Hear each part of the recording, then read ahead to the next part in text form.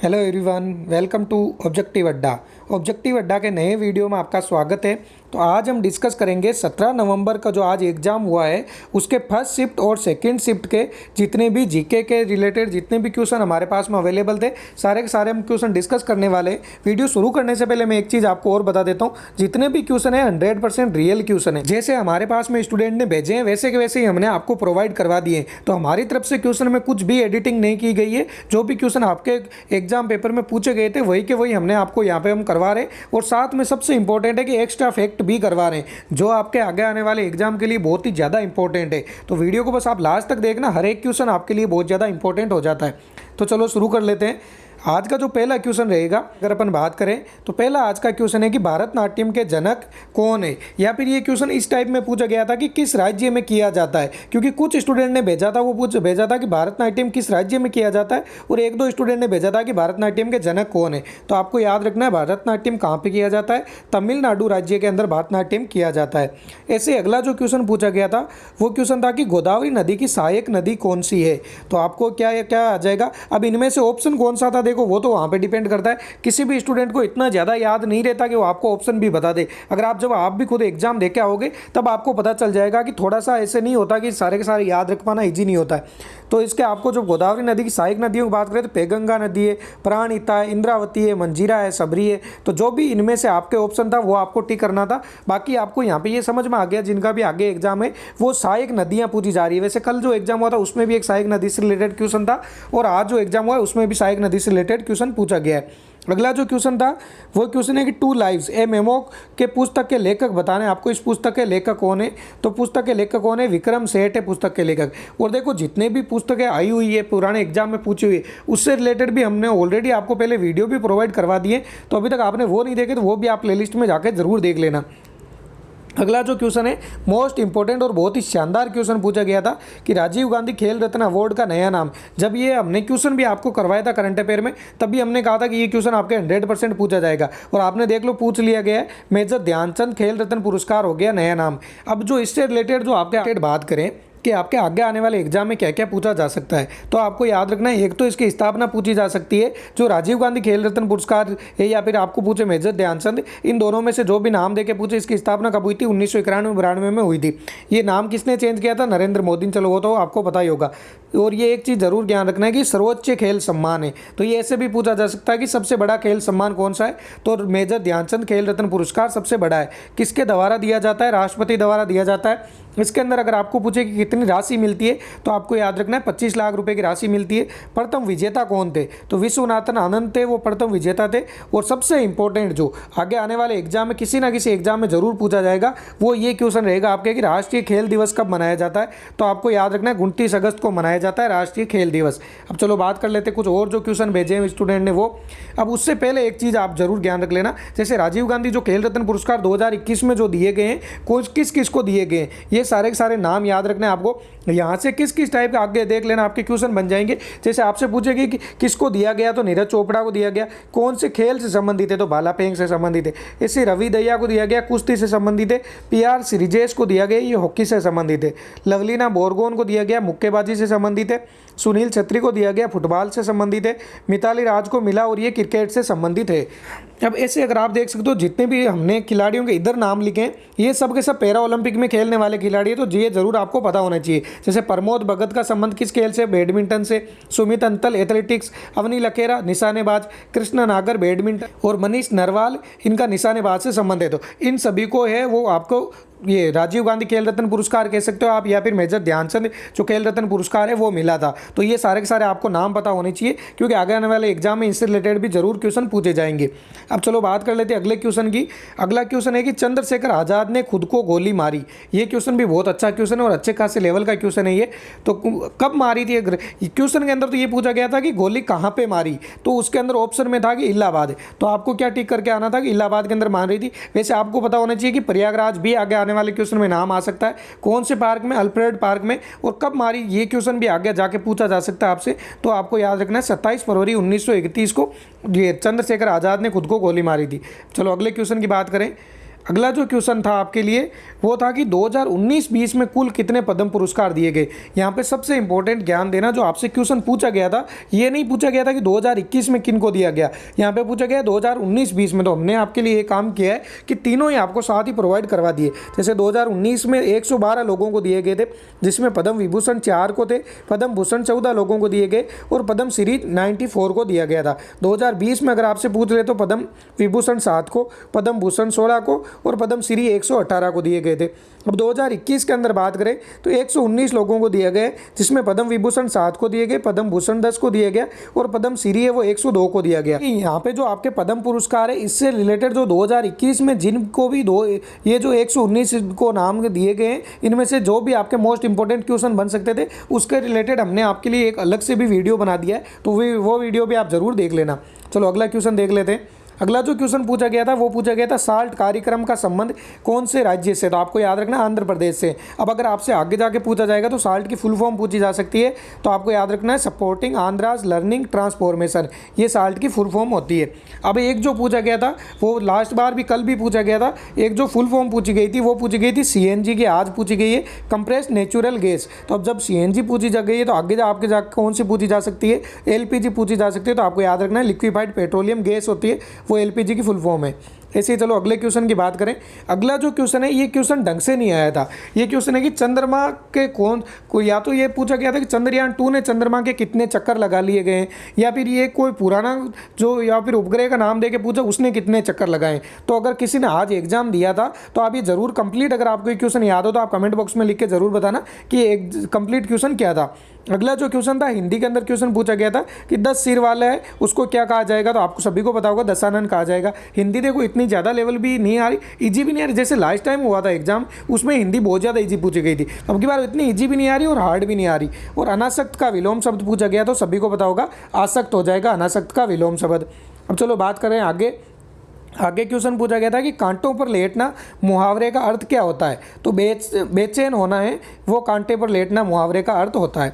चलो अगला जो क्वेश्चन था वो क्या क्वेश्चन था कि व्हाट्सअप का जो पेमेंट पार्टनर है वो कौन है। तो अब इसके ऑप्शन क्या थे उसी हिसाब से अपन बता सकते हैं। जैसे कि यहाँ पे HDFC, ICICI, जियो पेमेंट बैंक, आपके कौन सा ऑप्शन दिया गया था उस हिसाब से मायने रखेगा। अगर आपने एग्जाम दिया था तो ये भी जरूर बताना। इसरो से रिलेटेड भी एक क्वेश्चन पूछा गया था, जैसे स्थापना वगैरह कुछ भी आपसे क्या पूछा गया था, ये कंप्लीट नहीं भेजा स्टूडेंट, सिर्फ इतना ही भेजा था कि इसरो से रिलेटेड क्वेश्चन था। अब अगर मैं आपको कुछ भी इसरो से रिलेटेड मान लो ये क्वेश्चन बता देता कि ये पूछा गया कि इसरो की स्थापना कब हुई थी, तो सभी के सभी कमेंट बॉक्स में ये लिखने लग जाते कि सर क्वेश्चन गलत है हमारी, ये नहीं पूछा गया। और एक चीज सबसे इंपॉर्टेंट ज्ञान देते बता देता हूं मैं आपको, अगर आप कमेंट बॉक्स में लिखना चाहते हो कि क्वेश्चन हमारे नहीं पूछे गए तो सबसे पहले आप जरूर ज्ञान दे देना कि ये जो क्वेश्चन अपन डिस्कस कर रहे हैं फर्स्ट शिफ्ट और सेकंड शिफ्ट दोनों के डिस्कस कर रहे हैं। तो ऐसा नहीं है आपके नहीं पूछा गया तो सेकंड शिफ्ट में पूछा गया होगा, और सेकंड शिफ्ट में नहीं पूछा गया तो फर्स्ट शिफ्ट में पूछे गए। बाकी जितने भी पूछे गए क्वेश्चन है वही सारे ऐड किए इसमें।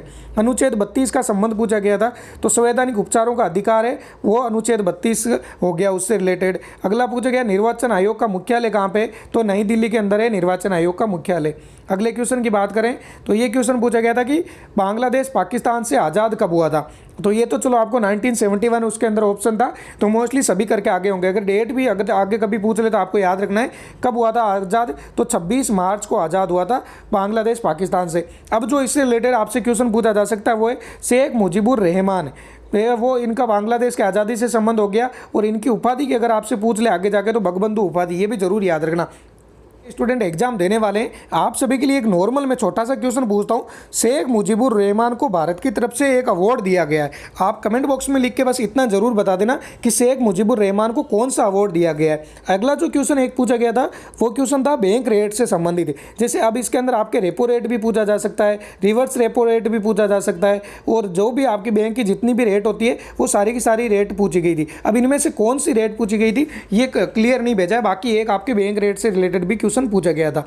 अगला क्वेश्चन बात करें, अगला क्वेश्चन पूछा गया था कि द्वितीय सिकंदर है वो किसको कहा जाता है। तो आपको पता होना चाहिए अलाउद्दीन खिलजी को कहा जाता है। यमुना का पर्यायवाची पूछा गया था, जमुना, कालेगंगा, अनुजा और कृष्णा। ये देखो जितने भी पर्यायवाची पूछे जा रहे हैं वो एकदम नॉर्मल, मतलब ऐसे वर्ड के भी पर्यायवाची नहीं पूछे जा रहे हैं जिनके आपने कभी नाम नहीं सुना हो, नॉर्मल वर्ड के पर्यायवाची पूछे जाते हैं। अगला जो क्वेश्चन है अगला क्वेश्चन था बिहार 2020 के सीएम कौन बने, या फिर ये क्वेश्चन था कि विधानसभा के अध्यक्ष कौन बने। तो ये क्लियर नहीं है। कुछ स्टूडेंट का जिन्होंने भेजा था उसने भेजा कि बिहार के सीएम कौन है, और ये कुछ स्टूडेंट ने भेजा कि विधानसभा के अध्यक्ष कौन बने। तो जिसने भी एग्जाम दिया था, ये शायद सेकंड पारी के अंदर पूछा गया था, तो जिसने भी सेकंड पारी का एग्जाम दिया था वो आप जरूर एक बार कमेंट बॉक्स में बताना कि इन दोनों में से ये पूछा गया था या फिर ये पूछा गया था। सो क्वेश्चन था वो सुप्रीम कोर्ट में महिला न्यायाधीश, आपको पता होगा अभी 3 महिलाओं की नियुक्ति की गई थी, तो आपको नाम पता होना चाहिए, हेमा कोहली, बेला एम त्रिवेदी या फिर बीबी नागरत्न। तो ये क्वेश्चन या तो ऐसे पूछा गया था कि इनमें से कौन नहीं है, या फिर ये तीनों में से एक नाम दिया गया था। अगला क्वेश्चन था पहला ओलंपिक कहाँ पे हुआ था, तो एथेंस के अंदर हुआ था 1896 के अंदर। मोस्ट इंपॉर्टेंट क्वेश्चन है, ये जरूर आप याद रख लेना। अगला जो क्वेश्चन पूछा गया था वो क्वेश्चन पूछा गया था कि 2020 में विराट कोहली को कौन सा अवार्ड मिला था। तो आपको याद रखना है कौन सा अवार्ड मिला था। आईसीसी के द्वारा क्रिकेटर ऑफ डिकेड का अवार्ड मिला था 2020 के अंदर विराट कोहली को। बाकी जब आप हमारे करंट अफेयर के क्वेश्चन देखोगे तो आईसीसी के द्वारा जितने भी अवार्ड दिए गए थे वो सारे के सारे अवार्ड हमने पहले से करवा रखे हैं। यस बैंक के एक तो या तो संस्थापक पूछा गया था आपसे, या फिर सीईओ पूछा गया था। तो यस बैंक के अगर सीईओ की बात करें तो कौन है, राणा कपूर है यस बैंक के सीईओ। अगला जो क्वेश्चन है वो क्वेश्चन था आपके कुतुब मीनार से रिलेटेड। कुतुब मीनार का जो क्वेश्चन पूछा गया था, ये पूछा गया था कुतुब मीनार की 5वीं मंजिल का निर्माण किसने करवाया। तब आपका आंसर राइट आंसर क्या हो जाएगा, फिरोज शाह तुगलक ने करवाया। लेकिन आगे आने वाले आपके एग्जाम में क्या पूछा जा सकता है कि कुतुब मीनार की शुरुआत किसने करवाई, तो कुतुबुद्दीन ऐबक ने करवाई थी 1193 ईस्वी में। 3 मंजिल किसने बनवाई थी, जब कुतुबुद्दीन ऐबक ने आपको पता होगा सिर्फ और सिर्फ शुरुआत करवाई थी। जब 3 मंजिल तक किसने बनवाया था, तो इल्तुतमिश ने बनवाया था। अब इसके बाद में जो कुतुब मीनार है वो बिजली गिरने की वजह से टूट गई थी, तो फिर पुनर्निर्माण किसने करवाया, फिरोज शाह तुगलक ने करवाया। ये जरूर याद रख लेना। और बख्तियार काकी के नाम पे कुतुब मीनार का नाम रखा गया है। एक क्वेश्चन पूछा गया था कि मध्य रात्रि का बहुवचन पूछा गया था आपसे, मध्य रात्रि का बहुवचन क्या होगा। अगला जो क्वेश्चन की बात करें तो यहाँ पे ये पूछा गया था कि तिरस्कार है, इसकी शुद्ध वर्तनी क्या होगी। तो आप यहाँ पे देख रहे हो तिरस्कार को आप कैसे लिखते हो। उज्ज्वल की शुद्ध वर्तनी पूछी गई थी। और एक क्वेश्चन है कि ये देखो ये कंफर्म नहीं है ये क्वेश्चन पूछा गया था या नहीं पूछा गया था, क्योंकि सिर्फ एक स्टूडेंट ने भेजा था कि ट्विटर की जो चिड़िया है उसका नाम क्या है। तो आपको याद रखना है लेरी है। बाकी देखो मैं आपको पहले ही बता रहा हूँ, इस क्वेश्चन को लेकर अगर कोई कमेंट करता है कि ये क्वेश्चन नहीं पूछा गया था तो मैं भी कंफर्म नहीं हूँ, ये डाउट में ही क्वेश्चन है कि ये पूछा गया था या नहीं पूछा गया था। बाकी मैंने सोचा आपको बता देना चाहिए। अगला जो क्वेश्चन है वो पूछा गया था कि मानवाधिकार आयोग के अध्यक्ष कौन है। तो आपको याद रखना है अरुण कुमार है मानवाधिकार आयोग के अध्यक्ष। और गिरी का पर्यायवाची पूछा गया था अंचल, नग, भूदर, माहीदर, सेल, पर्वत, पहाड़, शिखर। ये जितने भी आपके होते हैं सब के सब मैंने आपको बता दिए। बाकी इनमें से आपके ऑप्शन में कौन सा था वो आपको टिक करके आना था। ऐसे हरियाणा के पर्यायवाची भी पूछे गए थे इसके साथ में। अब चलो बात कर लेते हैं अगला क्वेश्चन की। अगला जो क्वेश्चन था वो था अनुच्छेद 76 का संबंध किससे है। तो ये तो सभी को पता होगा, जो अटॉर्नी जनरल है उसका संबंध किससे, अनुच्छेद 76 से है। ऐसे ही आपसे जो मैथ के अंदर देखो ज़्यादातर स्टूडेंट को ये भी कन्फ्यूजन रहता है, देखो मैथ के कोई क्वेश्चन तो वैसे ही नहीं बता सकता। मैथ के जो क्वेश्चन पूछे गए थे आपके CISI से काफ़ी क्वेश्चन आए, और उसके बाद जो अगर अपन बात करें तो मेंस्ट्रुएशन के भी क्वेश्चन पूछे गए। लेकिन आज के जो शिफ्ट थी उनमें आपके एडवांस मैथ के अंदर बहुत कम क्वेश्चन आए थे। उसके अलावा PAL के जो प्रॉफिट एंड लॉस के क्वेश्चन भी थे। और इसके अलावा जो सबसे ज़्यादा जो क्वेश्चन पूछे गए थे आज की जो सेकंड शिफ्ट के अंदर वो थे परसेंटेज से रिलेटेड काफ़ी क्वेश्चन पूछे गए थे। अगला क्वेश्चन था कि हीमोग्लोबिन की कमी से कौन सा रोग होता है। तो आपको याद रखना है हीमोग्लोबिन की कमी से कौन सा रोग होता है, एनीमिया रोग होता है। अब चलो बात कर लेते हैं अगले क्वेश्चन की। अगला जो क्वेश्चन पूछा गया था यहाँ पे पूछा गया था त्राइन का युद्ध कब हुआ था। तो यहाँ पे त्राइन का युद्ध सिर्फ स्टूडेंट ने इतना ही भेजा था कि त्राइन का युद्ध पूछा गया, फर्स्ट या सेकंड नहीं भेजा है। तो आपको याद रखना फर्स्ट 1191 में, सेकंड 1192 में हुआ था।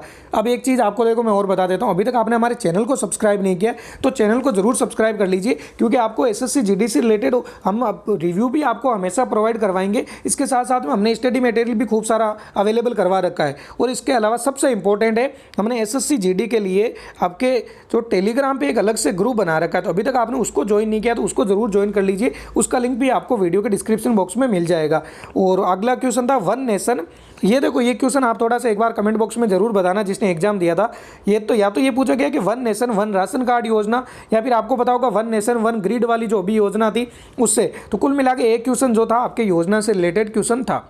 अगले क्वेश्चन की बात करें, अगले जो क्वेश्चन थे वो निष्पादन का विलोम था, कोयल का पर्यायवाची पूछा गया था, और कर्मचारी की शुद्ध वर्तनी भी पूछी गई थी। तो जो भी इंपॉर्टेंट क्वेश्चन थे मैंने सारे मोस्टली आपको करवा दिए। जितने भी फर्स्ट और सेकंड शिफ्ट के हमारे पास में अवेलेबल थे सारे के सारे क्वेश्चन करवा दिए। अब जो थर्ड शिफ्ट का है तब हम आपको तीनों के तीनों शिफ्ट का एक साथ ही वीडियो भी और करवा देंगे और अब डेली आपको मिल जाएंगे क्वेश्चन। बस आप चैनल को सब्सक्राइब करके रख लीजिए, साथ में टेलीग्राम ग्रुप को भी जरूर ज्वाइन कर लीजिए क्योंकि वो भी आपके लिए बहुत ज़्यादा यूजफुल होता है। अब अगर ये वीडियो आपके लिए यूजफुल होता है तो ज़रूर आप लाइक बटन भी प्रेस कीजिए ताकि हमें भी मोटिवेशन मिलता रहे कि आपके लिए कुछ ना कुछ हम यूजफुल कर रहे हैं। तो अब दोस्तों मिलते हैं नए वीडियो में।